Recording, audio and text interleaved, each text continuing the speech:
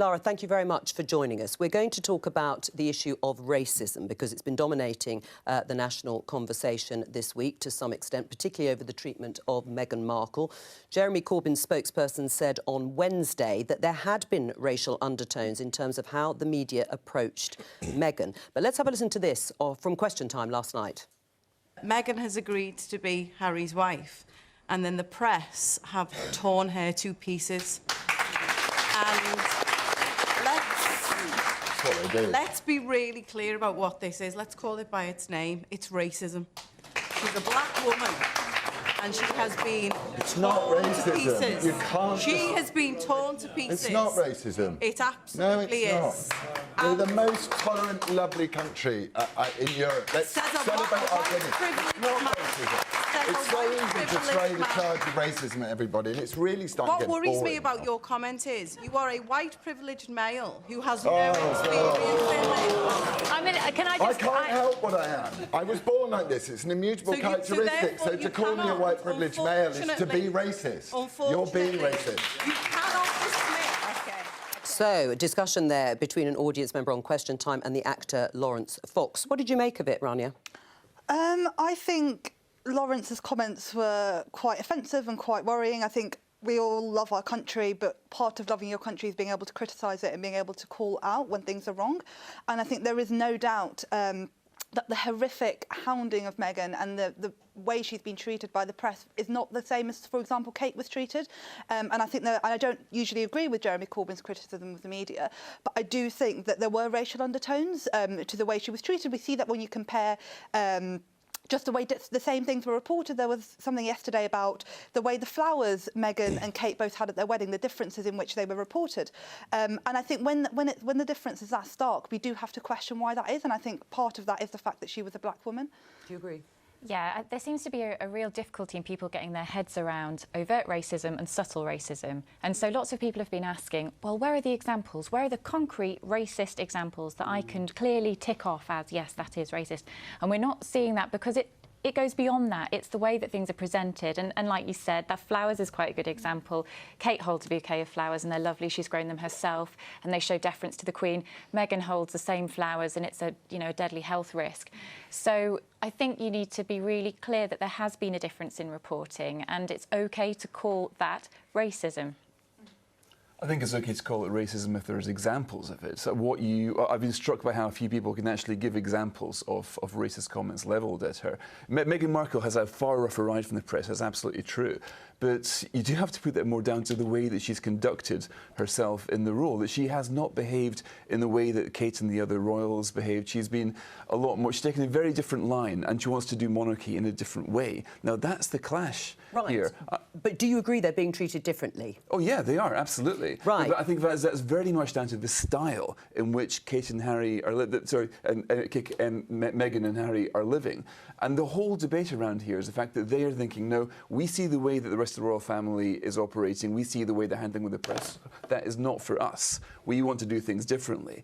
And I think they're richly entitled to do that. But I think that's what this issue is all about. Right, well, let's just show you this example in BuzzFeed that both Kate and Rania are sort of talking about. You see the coverage of the story there not long to go. Pregnant Kate tenderly cradles her baby bump while wrapping up her royal duties ahead of maternity leave.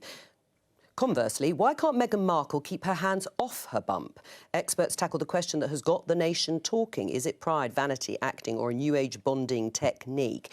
Is racism the basis for the different treatment, Jason? Well, it's an extraordinarily odd way to report, I agree. Meghan's had a far, far tougher ride.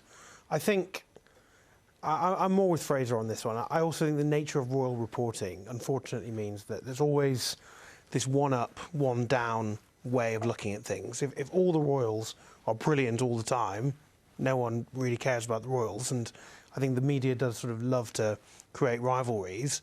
And that has led to, some really unfair reporting on Meghan. We don't know what's in the minds of people who are writing these things. I think, there have been clear differences, though. Rania? I agree there have been clear differences. I think racism has been an undertone to that, and I think that was reflected in Prince Harry's statement, and I think it's been reflected in the way Meghan's been treated by the media. I think the fact that that she was a black woman who also was not happy to fit into the mould, and I think that was part of it. But I think we can't ignore the racism aspect as well. And it is about who judges whether it is racist or not. Kate says it's more subtle, it's more nuanced. If it's difficult to find actual examples of overt racism, that doesn't necessarily mean it isn't there. No, we can come up with examples of hidden racism as well, but I just haven't heard many quoted in examples with this. As soon as she gets a far rougher ride, you can come up with all sorts of headlines, very, very anti-Meghan. But racism is such a problem in Britain that I really do think it's important to reserve the word racism for actual racism, not criticism of somebody who's living a far too luxurious life than people think is acceptable for a royal. Meghan is getting criticism for a whole bunch of reasons, I think.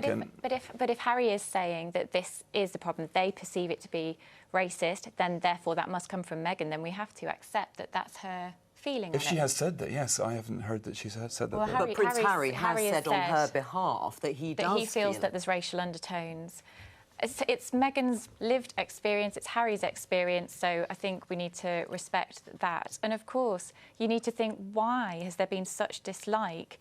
Why has there been such ill feeling towards Meghan?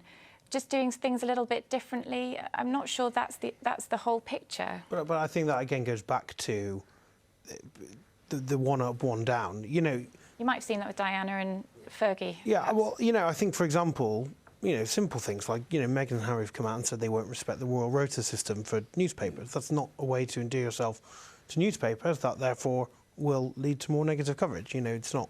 But I mean, they're saying they've been pushed that after, say, 18 months worth of what they would perceive as being a really rough ride in the press. So they've taken that decision at the end of a period of time in which they'd say they've had a negative experience. Let's have a look at this letter, which has come from a group of professional black women over 40. It's called Influence Her. And they pick up this point that you have made, Kate. They're a group of academics and journalists and broadcasters.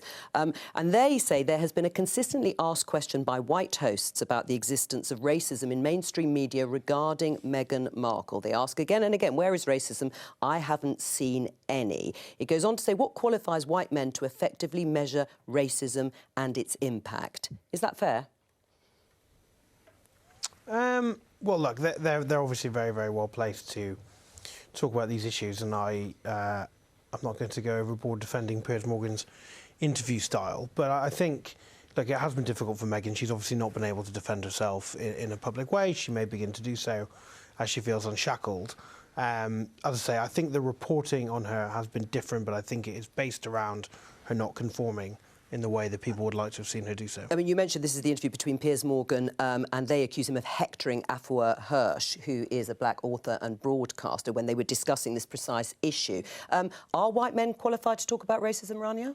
I think when we're thinking about overt racism and racism that's not explicit statements or explicit things where you have very clear evidence, I think we need to rely on and trust the people who experience that racism, because it's a very personal thing. It's a very it's not a very clear thing, and often it's very hard to have those very clear examples. So I think more than ever we need to trust people like Meghan, people like the people who co-authored that letter, to know what they're talking about because they experience it firsthand.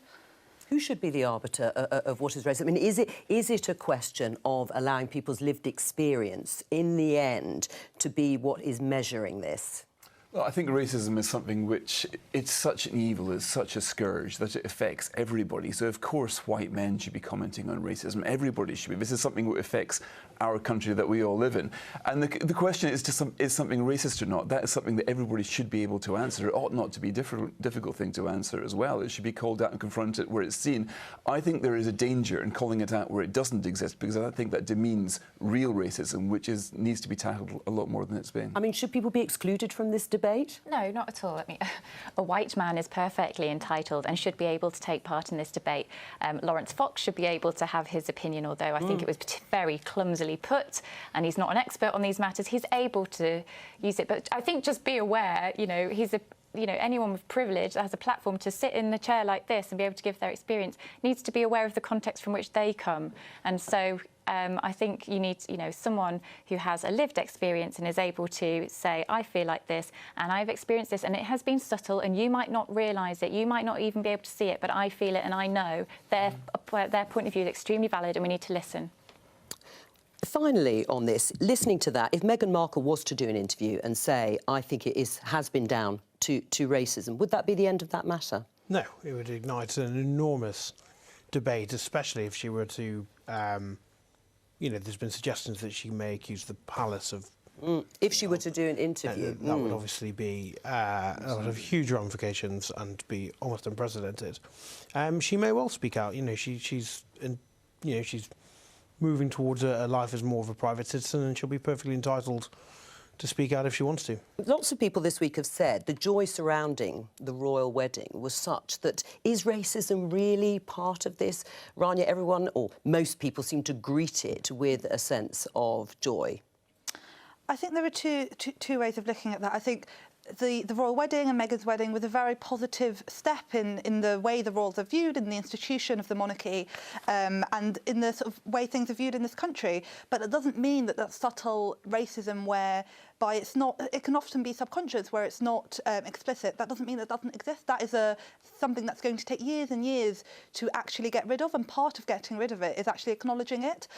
So I think the wedding was a good step. It was an excellent show of what our country can be, but we need to also accept that there are still problems, and that acceptance is fundamental to change that we so desperately need. All right, well, let's talk about the Big Ben Brexit bongs.